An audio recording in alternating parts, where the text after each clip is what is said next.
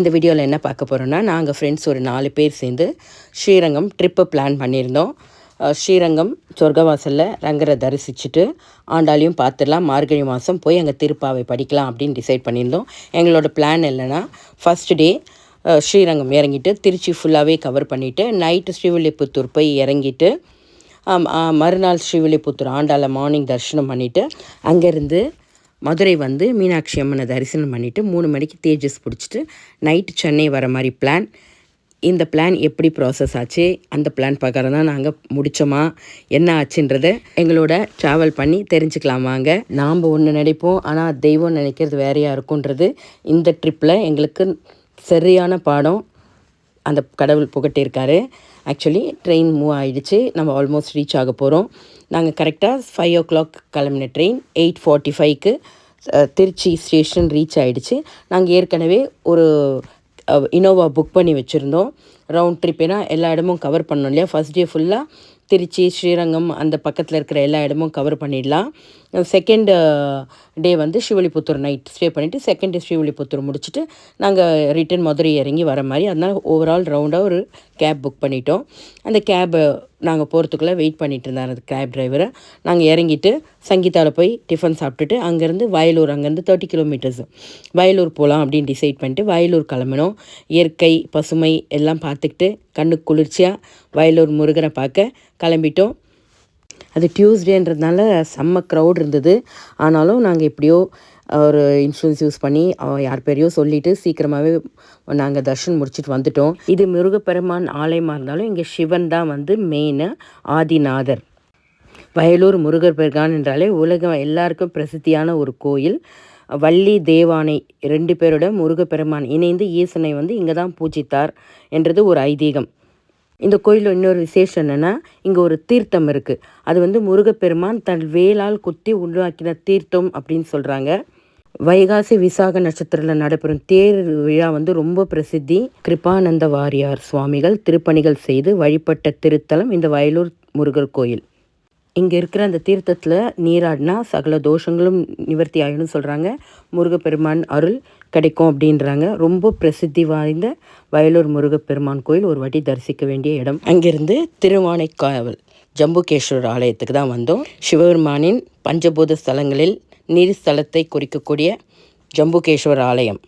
திருஞான சம்பந்தர், அப்பர், சுந்தரர் போன்ற நாயன்மார்களால் பாடல் பெற்ற சிறப்புமிக்க கோயில் இது. இக்கோயிலில் சிவபெருமான் ஜம்புகேஸ்வராகவும் அம்பாள் அகிலாண்டேஸ்வரி என்ற பெயரும் அழைக்கப்படுகிறார். நாங்கள் 12 மணிக்கு கோயில் போயிருந்தோம். உச்சிக்கால பூஜைக்கு யானை அம்பாள் சன்னதிக்கு வந்து அம்பாளுக்கு வந்து தர்ஷனம் காட்டினப்புறம் தான் ஆர்த்தி மற்ற மக்கள் காட்டுறாங்க. அந்த பாக்கியம் எங்களுக்கு கிடச்சிது. அகிலாண்டேஸ்வரி தாய்க்கு ஒரு சின்ன ஸ்டோரி இருக்குது. இந்த கோயிலுக்கு யாராவது போனீங்கன்னா கட்டாயம் அம்பாலை கூர்ந்து கவனிங்கள். அம்பாள் காதுகள் தாடங்கள் வந்து ஸ்ரீசக்கரம் பொருத்தியிருக்கும். ஏன்னா அந்த காலத்தில் அம்பாள் உக்கிரமாக இருந்தாங்களாம். அப்போ சங்கராச்சாரியார் ஸ்ரீசக்கரம் பிரதிஷ்டை பண்ணணும்னு நினச்சிருக்காரு. இது நீர் ஸ்தலன்றதுனால இங்கே ஸ்ரீசக்கரம் பிரதிஷ்டை பண்ண முடியாதுன்றதுனால அம்பாளில் ஒரு காதில் ஸ்ரீசக்கரமும் இன்னொரு காலில் சிவச்சக்கரமும் பதிச்சிருப்பாங்க. இந்த கோயிலை விசிட் பண்ணுறவங்க கொஞ்சம் கவனித்து அந்த ஸ்ரீசக்கரம் பதிச்சிருக்கிற அந்த காதணிகளை பாருங்கள், தாடங்களை பாருங்கள். அப்புறம் உள்ளே போயிட்டு நம்ம ஜம்புகேஸ்வரரை தரிசனம் பண்ணியாச்சு. குட்டி பிளேஸ் தான், உள்ள நீரில் இருப்பார் சிவன். கொஞ்சம் குறுகலான பாதையாக தான் இருக்கும். உள்ளே அனுப்புவாங்க, 10 பேராக தான் உள்ளே போக முடியும். அழகாக கண்ணுக்கு குளிர்ச்சியாக தெய்வீகமாக தரிசனம் முடிஞ்சது. வந்து வெள்ளை பிரசாத கவுண்டரில் பிரசாதம் வாங்கிட்டு அப்படியே சாப்பிட்டுட்டு வெளில வந்தோம். வெள்ளை பிரகாரம்லாம் பார்த்தோம்னா அவ்வளோ பெரிய கோயில். சுற்றி 4 பக்கம் மதில் சுவர்கள். இந்த சோழர் காலத்துலேருந்து எவ்வளோ நல்ல ஆர்கிடெக்ட் சொல்ல முடியல. அந்த கோயிலோட அழகு, பிரம்மாண்டம், இதெல்லாம் கட்டிடக்கலையை வந்து வியந்து பார்க்க வேண்டிய ஒரு விஷயமாக தான் இருக்குது. கோயில் திருக்குளம் இருந்தது உள்ள. கோயில் 4 பக்கமும் என்ட்ரன்ஸ் இருக்குது. ஆக மொத்தம் எல்லாத்தையும் முடிச்சுட்டு ஒரு 1 o'clock இருக்கும். நாங்கள் உள்ளே இருந்தோம். உள்ளே இருக்கும்போதே கோயில் க்ளோஸ் பண்ணிட்டாங்க. பட் உள்ளே இருக்கிறவங்களாம் அப்படியே தான் இருப்பாங்களாம். 3 o'clock தான் திருப்பி கோயில் திறப்பாங்களாம். பிளான் பண்ணுறவங்க டைமும் பார்த்துக்கோங்க. 1 o'clock கோயில் க்ளோஸ் பண்ணுவாங்க. திருப்பி 3 மணிக்கு தான் கோயில் திறக்கிறாங்க. நாங்கள் என்ன பிளான் பண்ணோன்னா, முடிச்சிச்சு சமயபுரம் போகலாம் அப்படின்னு பிளான் பண்ணோம். சமயபுரம் போயிட்டு அப்படியே பிரம்மா கோயில் பார்த்துட்டு அதுக்கப்புறம் ஸ்ரீரங்கம் ரங்கநாதரை தரிசிக்கலாம் 5 மணிக்கு. ஏன்னா வந்தால் கரெக்டாக இருக்கும். நாங்கள் அங்கே லோக்கலில் கேட்டப்புறம் என்ன சொல்லியிருந்தாங்கன்னா, நாங்கள் ஒருத்தரை கேட்டிருந்தோம், ஒருத்தரை கைடை அரேஞ்ச் பண்ணியிருந்தோம், தெரிஞ்ச ஒருத்தரை. அவர் சொன்னார் வேடுபுரின்னு ஒரு விசேஷம் நடக்குது, அதனால் இன்றைக்கி கோயிலோட விஷயம் டைம் பார்த்திங்கன்னா 5:30க்கு தான் வந்து பெருமாளை சேவிக்க முடியும் அப்படின்னு சொன்னார். சரி நம்ம அதே மாதிரியே போகலாம் அப்படின்னு நினச்சிட்டு தான் நாங்கள் பிளான் பண்ணோம். பட் வந்து எங்கள் கசின் சிஸ்டர் என்ன சொன்னாங்கன்னா, இல்லை கோயில் திறந்துருக்கோம், நம்ம போகலாம் அப்படின்னு சொல்லி போய் ட்ரை பண்ணலாம், அப்படி இல்லைன்னா நம்ம அதுக்கப்புறம் கிளம்பிடலாம் அப்படின்னாங்க. சரி நாங்கள் போகலாம் அப்படின்ட்டு கோயிலுக்கு போய் பார்த்தோம். பட் க்ரௌடு பார்த்திங்கன்னா அந்த 1:30 மணி அப்படி தான் இருக்கும்னு நினைக்கிறேன். செம்ம க்ரௌடு கோயிலில். வெளியில் என்ட்ரன்ஸ் பார்த்திங்கன்னா கோயில் 1 o'clock க்ளோஸ் பண்ணிட்டாங்க. பட் க்ரௌட் மட்டும் நிறைய இருந்தது. ஏற்கனவே உள்ளே இருந்த க்ரௌடு ஒரு பக்கம் வெளில அனுப்பிச்சிட்டு இருந்தாங்க.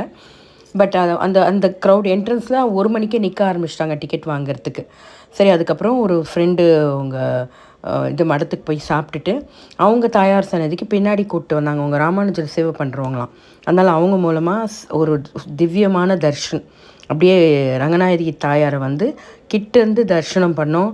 அவங்க அந்த துளசி மாடம், அதுக்கப்புறம் அங்கே அந்த சேத்தி மண்டபம், ஒரு இடமா கூப்பிட்டு போயிட்டு அந்த கதைகள் எல்லாத்தையும் அவங்க சொல்லி கேட்குறதுக்கு நிறைய விஷயம் வியப்பாக இருந்தது. ஸ்ரீரங்கம் கோயில்னாலே வந்து நிறைய மிஸ்ட்ரீஸ் தான் இல்லையா?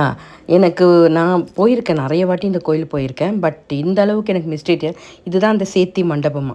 பெருமாளுக்கும் தாயாருக்கும் இங்கே தான் சேர்த்தி நடந்தார். ராமானுஜர் வந்து இங்கே தான் உத்தரவு வாங்குறாராம். இந்த இடத்துல தான் பரமபதத்துக்கு கொடுக்குறாரு. என்னை யார் யார் பார்க்க வரீங்களோ எல்லாம் பரமபதத்துக்கு மோட்சம் கொடுக்குற இடமா. இது வந்து இது என்ன சொல்கிறாங்கன்னா பஞ்சபூதங்கள் இது சொல்கிறாங்க. 5 விரல்கள் 5 பஞ்சபூதங்கள் சொல்கிறாங்க. நம்ம கைகள் நம்ம புலனை உள்ளடக்கிற மாதிரி இந்த 5 விரலை வச்சுட்டு நம்ம இந்த கையை இன்னொரு விரலை வச்சுட்டு இப்படி பார்த்தோம்னா நம்மளுக்கு அங்கே சொர்க்கவாசல் தெரியணும். அங்கேருந்து ரங்கநாதர் வருவார்னு வாங்கி இதுக்கு ஒரு கதையே இருக்குது. தாயார் வந்து ரங்கநாதருக்காக காத்துட்ருக்காங்களா கல்யாண கூடத்தில். அப்போது இந்த மாதிரி தான் அந்த சிவர் மதிலேருந்து பார்ப்பாங்களா ரங்கநாதர் வராரா அப்படின்ட்டு. இது ராப்பத்தோட 8வது நாள். இது அன்றைக்கி வேடுபுரி நடக்குமா. அன்றைக்கி சொர்க்கவாசல் கிடையாது. அந்த வேடுபுரி வந்து அது ஒரு ஃபெஸ்டிவலாக நடத்துகிறாங்க. அது கதை என்னென்னா, வேடுபுரின்ற மன்னன் இந்த ஸ்ரீரங்க கோயிலை கட்டுறாங்கல்ல, நிறைய பேர் கட்டினதில் கடைசியாக கட்டினவர் அந்த வேடுபுரின்றவர் தான். ஒரு மதில் சுவரை கட்டிடுறாரு. அதுக்கப்புறம் அவர்கிட்ட இருந்த பணத்தெல்லாம் வச்சு கட்டிடு அவர்கிட்ட பைசா இல்லாததை களவு பண்ணி மிச்ச வேலைகளை ஆரம்பிச்சிருக்காரு. அப்போ இந்த கோயில் கட்டுறதுக்கு களவு பண்ணி தான் பண்ணிகிட்ருக்காரு. தாயாரும் பெருமாளும் மேல் லோகத்தில் சொல் நம்ம பிள்ளை வந்து கஷ்டப்படுறாரு, காசுலாம் வா நம்ம 2 பேரும் போகலான்னு கல்யாண கோலத்தில் வராங்க. கல்யாண கோலத்தில் வந்தால் நிறைய நகை போட்டுட்டு வர முடியும். அவரோட நகையும் போட்டுட்டு வராங்க. இவர் வந்து வேடுபுரி என்ன பண்ணுறாரு, அவங்கள இது பண்ணி எல்லாத்தையும் கட்டு சொல்கிற நகை எல்லாத்தையும் கழட்டுறாங்க. தாயார் எல்லாத்தையும் கழட்டி கொடுத்துறாரு. பெருமாளும் எல்லாத்தையும் கழட்டுறாரு. இப்போ தாயார் தாலி சங்கிலி மட்டும் இருக்கும், அதெல்லாம் கழட்ட வேண்டாம் அப்படின்றவாரு. அதே மாதிரி பெருமாள் காலில் மெட்டி போட்டிருப்பார். அதை கழட்ட சொன்னால் கழட்ட முடியாது, நீ கழட்டிக்கோ அப்படின்னு வேடுபுரிக்கிட்ட பெருமாள். அவர் கழட்டி பார்ப்பார், கழட்ட முடியல. நீ ஏதோ மாயம் பண்ணிட்ட என்ன அப்படின்னு சொல்லுவார். இல்லை சரி போ விட்டுட்டு அவர் என்ன பண்ணுவார், விட்டுட்டு அந்த மூட்டைகளை நகைகளை எடுக்க போவார். நகையை எடுக்கவே முடியாது. அப்போ சொல்வார், இனி ஏதோ மாயம் பண்ணிட்ட, உன் காலில் இருக்கிற அந்த இதுவும் எனக்கு வரலை, இந்த மாதிரி இந்த நகையும் தூக்க முடியல அப்படின்னு. அப்போ வந்து தலையில் தொட்டு அவருக்கு மோட்சம் கொடுப்பார். அதுதான் அந்த வேடுபுரியோட திருவிழாவோட ஸ்பெஷல். 3:30 மணி ஆயிடுச்சு. அதுக்கப்புறம் என்ன பண்ணோம், கார் எடுத்துகிட்டு நாங்கள் பிரம்மபுரீஸ்வர் கோயிலுக்கு போகலான்ட்டு போயிட்டு அங்கே தரிசனம் பார்த்துட்டு க்ரௌடு இருந்தது. பட் ஆனால் 4 மணிக்கு கோயில் திறந்தாங்களே, நாங்கள் 4:15 கிட்டே போனோம், தரிசனம் பண்ணிட்டு திரும்பி வந்தோம். திரும்பி வரத்துக்குள்ளே எங்கள் ரங்கநாதர்கிட்ட செம்ம க்ரௌட் ஆகிடுச்சு. நாங்கள் ஏற்கனவே ஒருத்தர்கிட்ட சொல்லி தான் வச்சுருந்தோம் விஏபி. இல்லை அவர் என்ன பண்ணார்னா, பயங்கர க்ரௌடுமா உள்ளேயே வர முடியாது அப்படின்ட்டாரு. பட் எங்களுக்கு ரொம்ப டிசப்பாயின்மெண்ட் தான், என்ன பண்ணுறதுன்னு புரியல. நான் மறுநாள் ட்ரெயின் புக் பண்ணிட்டோம். அப்புறம் சரி அங்கே கொஞ்ச நேரம் இருந்து திருப்பியும் 6 ரூபா பிடிச்சி உள்ளே போனோம். ஆனால் அது வேலைக்கு ஆகலை. சரி திரும்பி வந்துட்டு நாங்கள் ஆஸ் யூஷுவல் ஸ்ரீவில்லிபுத்தூர் போகலாம் அப்படின்னு கிளம்பி ஸ்ரீவில்லிபுத்தூர் நைட்டு வழியில் டிஃபன் சாப்பிட்டுட்டு ஸ்ரீவில்லிபுத்தூர் கிளம்பி போயிட்டோம். நாங்கள் ஏற்கனவே ஸ்ரீவில்லிபுத்தூருக்கு ரூமும் புக் பண்ணிட்டோம். பட் எங்களுக்கு ஏற்கனவே தர்ஷன் பண்ணித்தரேன்னு சொன்னார் பார்த்தியா, அந்த விவோ என்ன சொன்னார்னா, நாளைக்கு நீங்கள் ஸ்டே பண்ணி இருந்தீங்கன்னா மத்தியானம் 2 மணிக்கு நிச்சயமாக நான் உங்களுக்கு தர்ஷன் ஏற்பாடு பண்ணுறேன் அப்படின்னாரு. சரி அதனால் நாங்கள் என்ன பண்ணோம், டிக்கெட்டை கேன்சல் பண்ணிவிட்டு அந்த தேஜஸ் போட்டிருந்தோம் அதை கேன்சல் பண்ணிட்டு மறுநாள் நைட்டு லோக்கல் ட்ரெயின் ஒன்று புக் பண்ணிட்டோம். அதுக்கப்புறம் அன்றைக்கி நைட்டு ஸ்ரீவில்லிபுத்தூரில் தங்கிட்டு மறுநாள் கார்த்தால் ஸ்ரீவில்லிபுத்தூர் ஆண்டாளை தரிசிச்சுட்டு பெருமாளை தரிசிச்சுட்டு அங்கே திருப்பாவை படித்து முடிச்சுட்டு கோயிலை நல்ல ஒரு ரவுண்ட் அடிச்சுட்டு நந்தவனம்லாம் பார்த்துட்டு என்ன சொல்கிறது, ஒரு பீஸ்ஃபுல்லான ஒரு அட்மாஸ்ஃபியர். பட் என்னென்னா மனசு நிறைவாக தான் இருந்தது. ரங்கரை பார்க்கலன்னு ஒரு ஒரு சின்ன ஒரு மனசில் ஒரு சின்ன கவலை இருந்தாலும், பட் எனக்கு என்ன தோணுச்சுன்னா, திருப்தியாக எல்லாத்தையுமே பார்த்துட்டோம். பட் நம்ம சொல்லுவோம் இல்லையா, பெருமாள் நினச்சாதான் நம்ம எல்லாத்தையுமே பண்ண முடியும், நம்ம நினைக்கிறது கிடையாது. எல்லா இடத்துலையும் ஈஸியாக தர்ஷன் கிடச்சிச்சு. ஜஸ்ட் லைக் தட் ஆகிடுச்சு. அவர் ரங்கர் நினைக்கணும், அதுதான் அவர் அன்றைக்கி எங்களுக்கு கொடுக்கல அந்த பாக்கியம். அதனால் மறுநாள் வந்து தாயார்கிட்ட இருந்து அங்கே சேவிச்சுட்டு நந்தவனம், இந்த நந்தவனம் தான் அம்பாள் வந்து இங்கே பூவை எடுத்து தொடுத்து தன் மாலையாக போட்டுக்கிட்டு அந்த மாலையை எடுத்து வச்சு அதுதான் ரங்கருக்கு சாத்தியிருக்காரு. அப்படி அந்த நந்தவனம் அங்கே அதையும் பார்த்துட்டு கொஞ்ச நேரம் அங்கே பீஸ்ஃபுல்லாக என்ஜாய் பண்ணிவிட்டு திருப்பாவை இந்த இடத்துலையே உட்காந்து படித்தோம். ஆக்சுவலி இந்த நந்தவனம் எங்கே இருக்குன்னா, இந்த ஆண்டாள் வந்து சின்ன ஆண்டாளாக எடுத்த இடமா இது. அந்த அவங்க எடுத்த இடத்துல ஒரு துளசி செடி வேறு வச்சுருக்காங்க. உள்ள ஆண்டாள் சன்னதி உள்ளேயும் இருக்குது. இது சின்னதாக இருக்கும்போது ஆண்டாள் இருந்த சன்னதியாக இந்த இடத்துல ஒரு துளசி செடி வச்சுருவாங்க. இங்கே இருந்துட்டு இங்கே திருப்பாவை கொஞ்சம் நேரம் படிச்சுட்டு வெளில கிளம்பி வந்தாச்சு. ஆக்சுவலி நாங்கள் என்ன பண்ணோம், இந்த ஸ்ரீவில்லிபுத்தூர் இந்த ஆண்டாள் கிளி வாங்கியிருந்தோம். அந்த கதை உங்களுக்கு ஏற்கனவே சொல்லியிருந்தேன். இந்த கிளி வந்து நம்ம வீட்டில் வச்சா ஐஸ்வர்யம் வளமாக, கல்யாணம் நடக்கலைன்னா சீக்கிரம் கல்யாணம் நடக்கும், அதனால் வாங்கியிருந்தோம். நாங்கள் ஸ்டே பண்ண ஹோட்டலுக்கு வந்துட்டு கிளம்பும்போது அவங்க சொன்னாங்க காம்ப்ளிமெண்ட்ரி பிரேக்ஃபாஸ்ட் இருக்குது சொன்னாங்க. ரொம்ப சூப்பராக இருந்தது. பட் நாங்கள் இங்கே சாப்பிட்லன்னா ரொம்ப கஷ்டமாக இருக்கும்னு நினைக்கிறேன். சுட சுட இட்லி, பொங்கல், வடை ரொம்ப நல்லா இருந்தது. சாப்பிட்டுட்டு ஸ்டேவும் ரொம்ப நல்லா இருந்தது. ஒரு 1/2 கிலோமீட்டர் தான் கோயிலுக்கும் இந்த ஸ்டேக்கும். இது நீங்கள் ரூம்ஸ் ரொம்ப நீட்டாக இருந்தது. ஸ்ரீவில்லிபுத்தூர் வரவங்க இந்த இடத்த வந்து ஆட் பண்ணலாம். இங்கேருந்து கிளம்பி மதுரை வந்து மீனாட்சி அம்மனை தரிசனம் பண்ணிவிட்டு, ஆக்சுவலி மதுரையில் வந்து நான் எதுவும் செல்ஃபோன் எதுவுமே எடுத்துகிட்டு போகல. ஏன்னா எங்கே மதுரையில் செல்ஃபோன் எடுத்துகிட்டு போனால் வெளில தான் வச்சுட்டு போகணுன்னு தெரியும் கோயிலுக்கு. அதனால் கோபுரம் கூட என்னால் ஃபோட்டோ எடுக்க முடியாது. கோபுரம் ஆனால் எனக்கு கன்ஸ்ட்ரக்ஷனில் இருக்குது. அதனால் மீனாட்சி அம்மன் ஒரு 15-20 மினிட்ஸில் தர்ஷனம் முடிஞ்சிருச்சு. வெளில வந்துட்டு நாங்கள் 2:30 மணிக்கெல்லாம் ஸ்ரீரங்கம் ரீச் ஆகிட்டோம். 3 மணிக்கு நாங்கள் உள்ளே போயிட்டோம். எங்களை ஏற்கனவே கூப்பிட்டு போகிறேன்னு சொல்கிறவர் வந்து 3:30க்கு எங்களை உள்ளே அழைச்சிட்டு போனார். ரொம்ப திவ்யமான ஒரு தர்ஷன் தான் சொல்லணும். கருட ஆழ்வாரை கிட்டேருந்து, ஆனால் பயங்கர க்ரௌட் இருந்ததுங்க. But by God's grace Perumal வந்து எங்களுக்கு தர்ஷனம் கொடுக்கணும்னு நினச்சிருக்காருன்னு நினைக்கிறேன். அந்த கருட ஆழ்வாரை சேவிச்சுட்டு அந்த அனுமான் சன்னதிலேருந்து உள்ளே அழைச்சிட்டு போனாங்க. பட் அவர் கூட இருந்து நல்லா தர்ஷன் பண்ணி கொடுத்தார். இந்த பரமபதம் வாசல் அப்படின்னு போட்டிருக்கு. அது க்ரௌடு வரவங்க அது மட்டுமே பார்த்துட்டு வெளில வந்துடுறாங்க. பெருமாளை சேவிக்க முடியாது. நாங்கள் இந்த கொடிமரத்தாண்ட ஒரு 1/2 hour வெயிட் பண்ணியிருந்தோம். நம்ம கோரிக்கைகள்லாம் அந்த கொடிமரத்துக்கே சொன்னால் போதுன்னுவாங்க இல்லையா, அதனால் 1/2 hour கொடிமரத்தாண்ட வேண்டிட்டு அங்கேருந்து இந்த வாசல் வழியாக உள்ளே போயிட்டு பெருமாளை தரிசனம் பண்ணிவிட்டு சூப்பரான நிறைவான ஒரு தர்ஷன் சொல்லலாம்.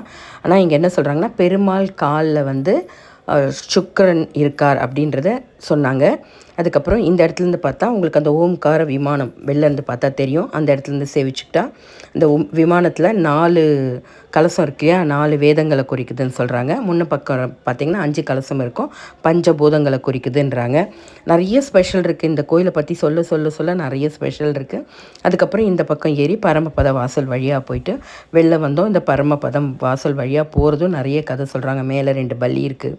லைஃப்பில் பார்க்க வேண்டிய ஒரு கோயில் பூலோக வைகுண்டம் அப்படின்னு சொல்லுவோம் இல்லையா, 108 திவ்ய ஸ்தலங்களில் முதன்மையான ஸ்தலம் இது. பார்க்கவே கோடி புண்ணியம் இருக்கணும், கொடுத்து வச்சுருக்கணும். வெளில பாருங்கள் எவ்வளோ க்ரௌடுன்னு. உச்சவரில் சேவிச்சுட்டு அப்புறம் பிரசாதம் வாங்கிட்டு சாப்பிட்டுட்டு கொஞ்ச நேரம் ரிலாக்ஸ் பண்ணிவிட்டு அங்கே இருந்துட்டு அப்படியே கொஞ்ச நேரம் உட்காந்துட்டு அதுக்கப்புறம் கிளம்பி வெளில வந்துட்டோம்.